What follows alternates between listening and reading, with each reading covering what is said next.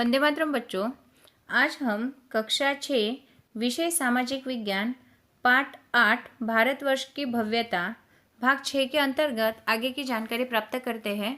जैसे कि आपको पता है भाग 1, 2, 3, 4, 5 के अंतर्गत हमने थोड़ी बहुत जानकारी प्राप्त की है। अब देखते हैं कि प्राचीन भारत में शिक्षा की विरासत किस प्रकार थी। देखिए, शिक्षा की विरासत हड़प्पा सभ्यता का विस्तार और उसकी विकसित नगर व्यवस्था को देखकर ऐसा कहा जा सकता है कि भारत में उच्च शिक्षा और तकनीकी शिक्षा 4000 वर्ष से दी जा रही है।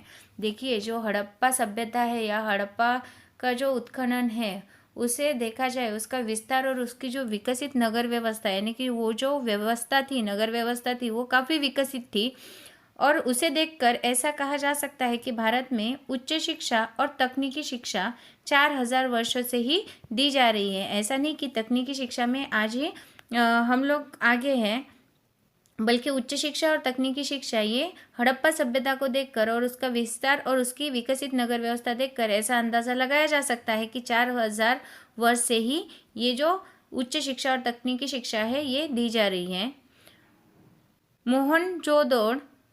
मोहनजोदड़ो में से शिक्षा के संस्थान के अवशेष मिले हैं। जैसे कि आपने अभी सुना है कि मोहनजोदड़ो में से शिक्षा के संस्थान के अवशेष मिले हैं। ये जो मोहनजोदड़ो संस्कृति है या फिर ये जो उत्खनन है, इसमें भी शिक्षा के संस्थान थी, ऐसे अवशेष वहाँ से मिले हैं। यह सभ्यता कांस्य सभ्यता के रूप में जानी जाती है और ये जो मोहनजोदड़ो की जो शिक्षा संस्थान के अवशेष मिले हैं, ये जो सभ्यता है ये अगर देखा जाए तो कांस्य सभ्यता के रूप में जानी जाती है। वे कांसा बनाने की कला जानते थे। ये जो इस सभ्यता के जो लोग हैं, हड़प्पा सभ्यता और मोहनजोदड़ो के सभ्यता के जो लोग हैं, वे कांसा बनाने की भी कला जानते थे। उनके पास कांसा बनाने की तकनीकी थी, अर्थात देखिए कांसा बनाने की तकनीक भी उनके पास थी, यानी कि ये टेक्नोलॉजी उनके पास पहले से ही थी। ऐसा कह सकते हैं कि रसायन शास्त्र का विकास हुआ होगा। इसे देखकर, कांसा बनाने की तकनीक देखकर या कांसे की सभ्यता का देखकर ऐसा कह सकते हैं कि रसायन शास्त्र का विकास तब से ही हुआ होगा। फिर किला, मकान, स्नानागार, रास्ता, सिविल इंजीनियरिंग का विकास दिखता है। अब देखिए, तब के जो किले हैं, पुराने किले, आज भी अगर हम देखने के लिए जाए, पर्यटन रूप में बहुत सारे किले आज भी देखने को मिलते हैं। वो किले आज भी जैसे के वैसे दिखाई देते हैं। फिर मकान है, तब के मकान जो हड़प्पा संस्कृति या हड़प्पा उत्खनन या फिर मोहनजोदड़ो का जो उत्खनन है, इनके अंतर्गत जो मकानों की रचना दिखाई देती है। फिर स्नानागार, इनके जो स्नानागार थे वह, और फिर रास्ता, उनके जो बनाए हुए रास्ते थे, ये सब क्या दिखाई देता है, तो इंजीनियरिंग का विकास दिखाता है। अर्थात तब उस ज़माने में, अर्थात प्राचीन भारत में भी इंजीनियरिंग का विकास हमें दिखाई पड़ता है। कपड़े की बुनाई और जल यात्रा का विकास दिखता है और इन सब विकासों के साथ साथ देखिए कि कपड़े की बुनाई फिर जल यात्रा का विकास भी यहाँ पर दिखता है, यानी कि जल के नदी फिर समुद्र, इसके माध्यम से भी जल यात्रा की जाती थी, यानी एक जगह से पानी के प्रवाह के साथ दूसरी जगह पे वो लोग जाया करते थे। और फिर जो कपड़े की बुनाई है उसका भी विकास इस प्राचीन भारत में हमें देखने को मिलता है कि यांत्रिक इंजीनियरिंग हड़प्पा सभ्यता के समय से ही भारत में विकसित हो रही है। देखा जाए तो यांत्रिक यानी कि यंत्रों से संबंधित जो इंजीनियरिंग है या तकनीकी है, तो ये हमें हड़प्पा सभ्यता के समय से ही भारत में विकसित हो रही है, ऐसा मालूम पड़ता है। आगे देखिए, प्राचीन भारत में शिक्षा प्रदान करने वाले 5 विद्यापीठ प्रसिद्ध थे। तब भी, यानी कि प्राचीन भारत में भी हमें शिक्षा प्रदान करने वाले यानी शिक्षा देने वाले या शिक्षा प्रदान करने वाले 5 ऐसे विद्यापीठ थे जो प्रसिद्ध थे, जिसे हम लोग विश्वविद्यालय कह सकते हैं। जिसे हम लोग क्या कहते हैं, विश्वविद्यालय कह सकते हैं। उसके भी अवशेष मिले हैं। जो विश्वविद्यालय रहे होंगे या जो प्राचीन भारत में शिक्षा प्रदान करने वाले जो ये 5 प्रसिद्ध विद्यापीठ थे, जिसे हम लोग क्या कह सकते हैं, विश्वविद्यालय कह सकते हैं, यानी कि विश्व के विद्यालय कह सकते हैं। उसके भी अवशेष यहाँ पर मिले हैं। उत्तर पश्चिम भारत में गांधार क्षेत्र के पास तक्षशिला महान शिक्षा का तीर्थ स्थान था। देखिए उत्तर पश्चिम भारत जो है वहाँ के जो गांधार क्षेत्र है, इस गांधार क्षेत्र के पास में ही तक्षशिला महान शिक्षा का तीर्थ स्थान था। जो तक्षशिला था वो महान शिक्षा का तीर्थ स्थान था, यानी कि यहाँ पे शिक्षा का प्रदान किया जाता था या फिर शिक्षा से संबंधित सभी कार्य यहाँ पर होते थे, इसीलिए इसे शिक्षा का तीर्थ स्थान भी कहा गया है। यहाँ पर नीतिशास्त्र, संस्कृत व्याकरण, खगोल और ज्योतिष, हिंदू धर्म और दर्शन की शिक्षा दी जाती थी। देखिए जो तक्षशिला महान शिक्षा का तीर्थ स्थान था वहाँ पर नीतिशास्त्र, संस्कृत व्याकरण, खगोल और ज्योतिष, हिंदू धर्म और दर्शन की दिशा दी जाती थी। देखिए नीति शास्त्र का, फिर संस्कृत का जो व्याकरण है उसका, फिर खगोल अर्थात भौगोलिक जितनी भी परिवर्तन है या प्रक्रिया है उनके बारे में, और फिर ज्योतिषी जैसे कि हम आज भी राशिफल या फिर कल होने वाली घटना ये वो देखते हैं, या फिर जो ज्योतिष था वो ज्योतिष, फिर हिंदू धर्म और दर्शन की शिक्षा भी यहाँ पर दी जाती थी। अब देखिए पाणिनि, चाणक्य, चंद्रगुप्त, जीवक जैसे महान दार्शनिकों और शासकों ने इसी शिक्षण संस्था से प्रसिद्धि प्राप्त की थी। जो पाणिनि थे, चाणक्य थे, फिर चंद्रगुप्त, इन जैसे जीवक जैसे महान दार्शनिक और शासकों ने भी इसी शिक्षण संस्था से प्रसिद्धि प्राप्त की थी। ये जो शिक्षण संस्था थी कौन सी? तक्षशिला, जो महान शिक्षा तीर्थ के स्थान से जानी जाती है। यहाँ पर कौन कौन सी शिक्षा दी जाती थी? तो नीतिशास्त्र, संस्कृत व्याकरण, खगोल और ज्योतिष, हिंदू धर्म और दर्शन की शिक्षा दी जाती थी।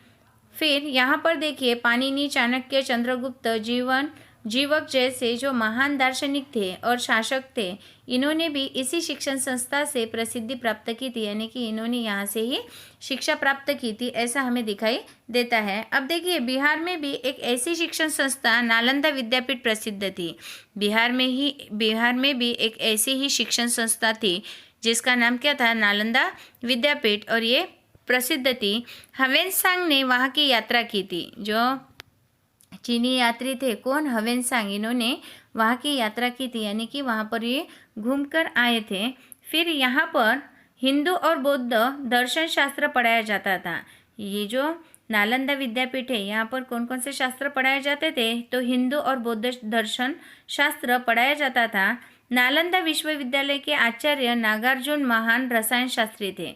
देखिए नालंदा विश्वविद्यालय के जो आचार्य थे वो कौन थे? तो नागार्जुन महान रसायन शास्त्री थे, यानी कि नागार्जुन थे, आचार्य नागार्जुन महान, आचार्य नागार्जुन, तो ये कौन थे? तो ये एक महान रसायन शास्त्री थे।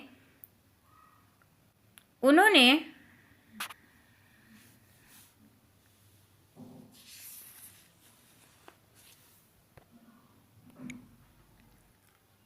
की भस्म से औषधि बनाई थी।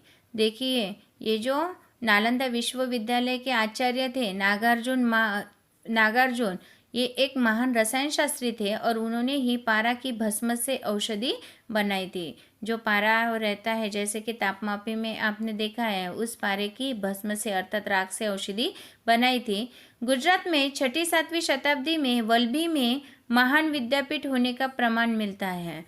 गुजरात में भी 6ठी और 7वीं शताब्दी में वल्लभी में महान विद्यापीठ होने का प्रमाण मिलता है, यानी कि गुजरात में भी 6ठी और 7वीं शताब्दी में भी विद्यापीठ थे। इसका प्रमाण हमें आज भी वल्लभी की तरह, यानी कि वल्लभी के उदाहरण है, इस प्रकार से विद्यापीठ होने का एक प्रमाण मिलता है। इसके विषय में ह्वेनसांग ने विशेष वर्णन किए हैं। अब ये जो विद्यापीठ थे इसके बारे में भी या इस विषय में भी ह्वेनसांग ने विशेष वर्णन किए हैं। यहाँ पर दूर एवं अन्य देशों से विद्याध्ययन के लिए लोग आते थे। देखिए यहाँ पर दूर अर्थात बहुत दूर से और अन्य देशों से भी विद्या अध्ययन करने के लिए, यानी कि विद्या का अध्ययन करने के लिए या पढ़ने के लिए लोग आते थे। यानी दूर दूर से यहाँ पर बाहरी देशों से भी लोग पढ़ने के लिए आते थे। प्रवेश के लिए विद्यार्थियों को प्रवेशिका की परीक्षा देनी पड़ती थी। तब भी क्या था कि प्रवेश के लिए विद्यार्थियों को प्रवेशिका की परीक्षा देनी पड़ती थी। जैसे आपको पता है आज हमें अगर कोई भी एग्ज़ाम देनी पड़ती है तो उसके लिए भी इस प्रकार की एग्ज़ाम आज भी हमें देनी पड़ती है। तो हमें लगता है कि ये आज ही हो रहा है, लेकिन नहीं, ये सदियों पहले भी, यानी कि ऐसी शताब्दी में भी, छठी सातवीं शताब्दी में भी ये प्रक्रिया हो चुकी है। जैसे प्रवेशिका कहते हैं, जैसे सेट नेट की परीक्षा हुई, नेट सेट की परीक्षा हुए, फिर सीटेट हुए, तो ऐसे जो परीक्षाएं रहती थी, तो यहाँ के जो विद्यार्थी थे इन्हें प्रवेश के लिए भी इस प्रकार की प्रवेशिका की परीक्षा देनी पड़ती थी। फिर देखिए, इसके बाद आचार्य लिखित परीक्षा और साक्षात्कार लेकर प्रवेश के लिए आगे भेजते थे।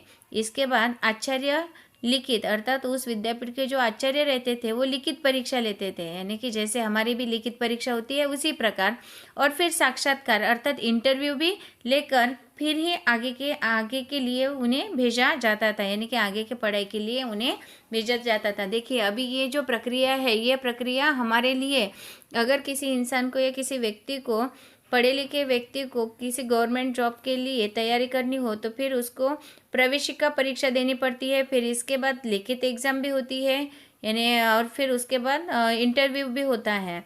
तो ये सब प्रक्रिया वहाँ पे, यानी कि छठी सातवीं शताब्दी में किस लिए थी, तो आगे का अध्ययन करने के लिए इन सब प्रक्रिया का इस्तेमाल किया जाता था।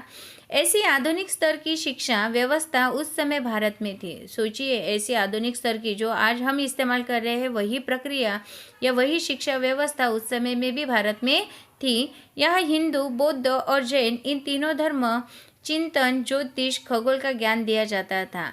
और ये जो विद्यापीठ थे, इन विद्यापीठों के अंतर्गत हिंदू, बौद्ध और जैन इन तीनों धर्म फिर चिंतन, ज्योतिष, खगोल का ज्ञान दिया जाता था।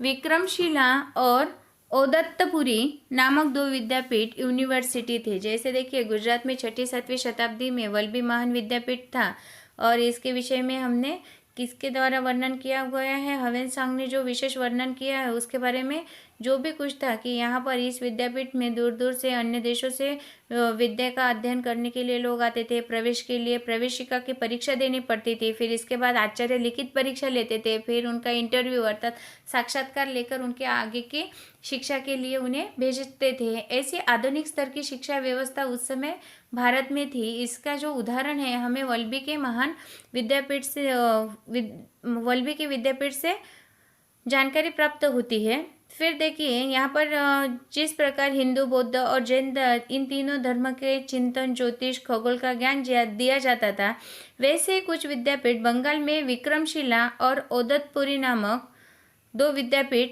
अर्थात यूनिवर्सिटी थे, जहाँ पर बौद्ध धर्म से जुड़ा 3 मंजिल का विशाल पुस्तकालय बनाया गया था। सोचिए, जो कि अभी हमें दिखाई देता है लाइब्रेरी, जिसे हम कहते हैं कि हमारे स्कूल में लाइब्रेरी है, ऐसा।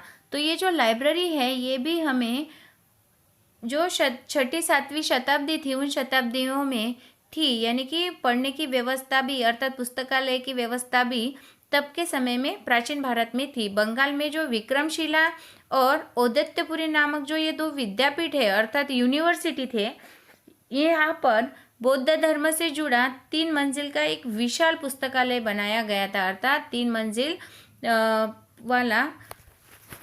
मंजिल वाला जो विशाल जो पुस्तकालय अर्थात लाइब्रेरी थी वहाँ पे बनवाई गई थी। लाइब्रेरी कहाँ पे थी, तो बंगाल में विक्रमशिला और ओदत्तपुरी नामक जो 2 विद्यापीठ थे, वहाँ पर बौद्ध धर्म से जुड़ा 3 मंजिल का एक विशाल पुस्तकालय बनाया गया था। फिर आगे देखते हैं सिक्का। भारत के इतिहास को जानने के लिए एक महत्वपूर्ण साधन और समृद्धि का प्रतीक है सिक्का।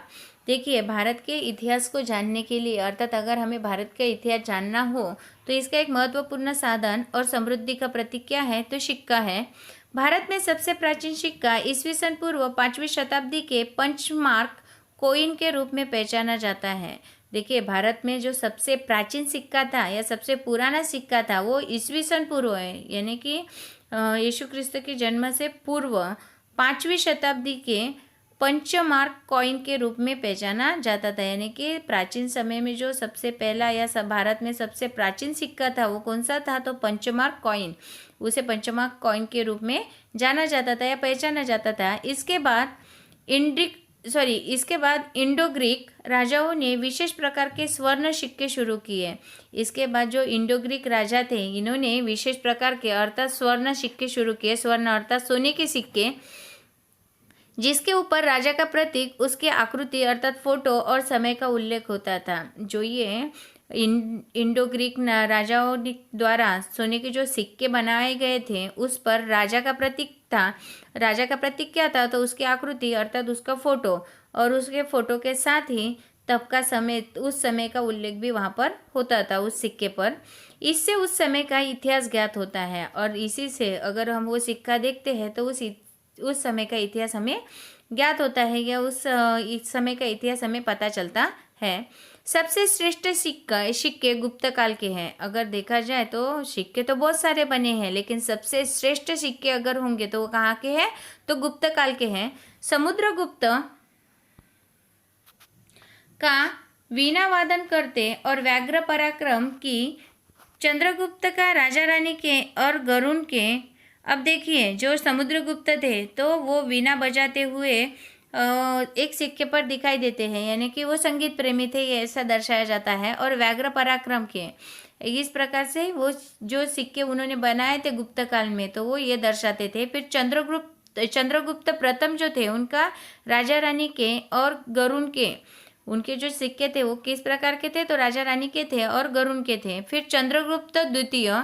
अब देखिए समुद्रगुप्त के समय के जो सिक्के थे तो समुद्रगुप्त का वीणा वादन करते हुए एक सिक्का था। फिर व्याघ्र पराक्रम का भी यानी कि व्याघ्र पराक्रम के भी एक सिक्का था। फिर चंद्रगुप्त प्रथम का राजा रानी का और गरुण का सिक्का था। फिर चंद्रगुप्त द्वितीय का देखिए,